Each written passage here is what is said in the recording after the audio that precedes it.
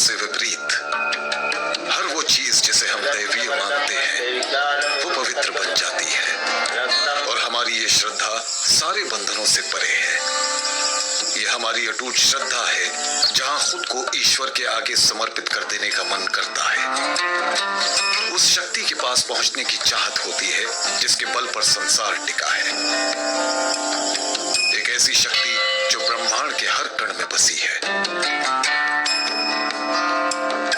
एक ऐसा एहसास है जिसकी कोई वजह नहीं होती, कोई जवाब नहीं होता, कोई चाह नहीं होती, सिर्फ सर्वोच्च शक्ति से मिलने की लगन होती है।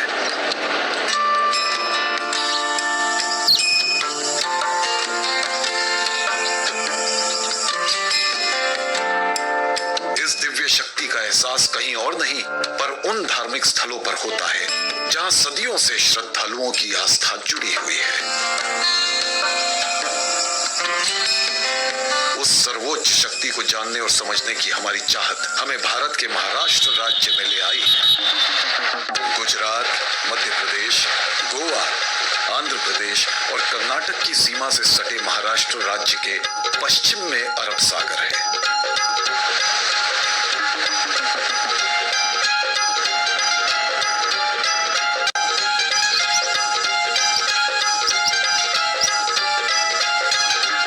इस राज्य का इतिहास काफी उतार चढ़ाव भरा रहा है।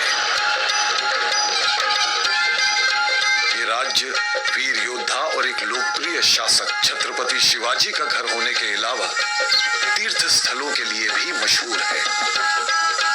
इनमें से एक है अष्टविनायक, जहां श्रद्धालुओं का तांता लगा रहता है। शास्त्रों के अनुसार हिंदुओं को अपने जीवन में एक बार अष्टविनायक मंदिर के दर्शन जरूर करने चाहिए। अष्टविनायक का अर्थ है 8 गणेश।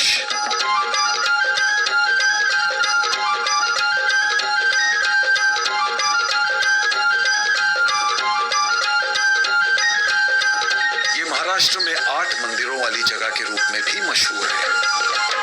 हर मंदिर में भगवान गणेश विराजमान है।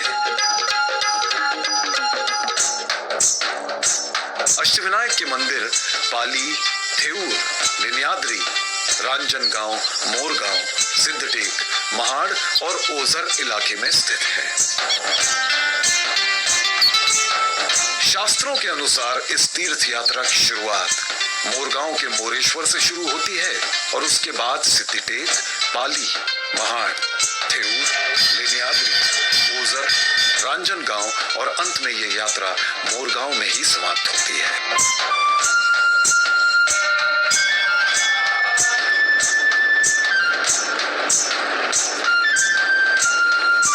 विनायक भगवान शिव और पार्वती के बेटे भगवान गणेश का ही दूसरा नाम है।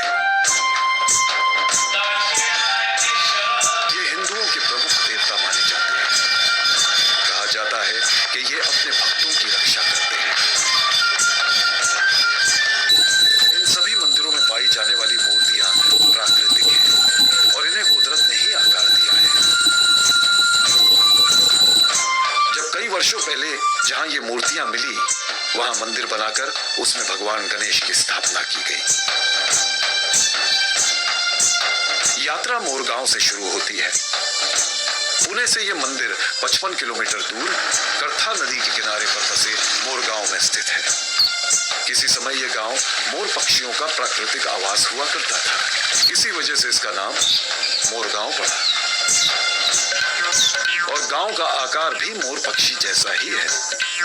इस शांत और खूबसूरत गांव पहुंचते ही धार्मिक वातावरण का एहसास होता है।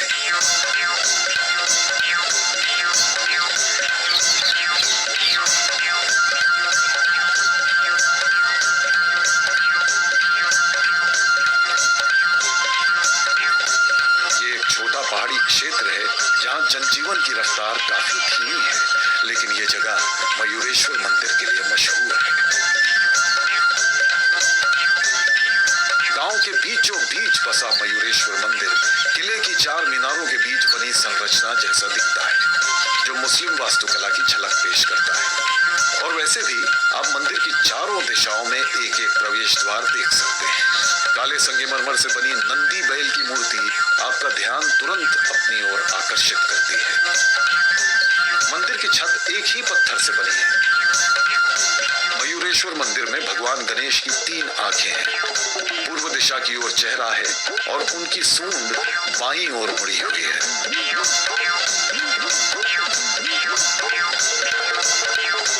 मूर्ति के ऊपर लाल सिंदूर मिलाया हुआ तेल लेपा हुआ है और भगवान की आंखों और नाभि में हीरे और कीमती पत्थर जड़े हैं। कहा जाता है कि हर 100 से 150 साल बाद मूर्ति पर लगा लाल सिंदूर अपने आप झड़ जाता है और मूर्ति का असली स्वरूप सामने आता है। मूर्ति के ऊपर नागराज यानी पवित्र नाग अपना फन फैलाकर विराजमान है। ऐसा माना जाता है कि मयूरेश्वर का कवच 1788 से 1822 के बीच बनाया गया था। कुदरती रूप से निर्मित भगवान गणेश की मूर्ति के दोनों तरफ उनकी 2 पत्नियां रिद्धि और सिद्धि विराजमान है। यहाँ पवित्र चूहे यानी मूषक की मूर्ति भी है जो भगवान गणेश का वाहन है। मंदिर के नाम के अनुसार एक मोर की मूर्ति भी भगवान की मूर्ति के पास स्थित है। यहाँ हजारों की संख्या में लोग पहुंचते हैं। शाम के वक्त मंदिर में श्रद्धालुओं की काफी भीड़ होती है। आप वहां कुछ श्रद्धालुओं को संगीत के साथ ताल मिलाते देख सकते हैं। यहाँ आरती का बड़ा महत्व है। लोग बड़ी आस्था के साथ भजन कीर्तन में हिस्सा लेते हैं।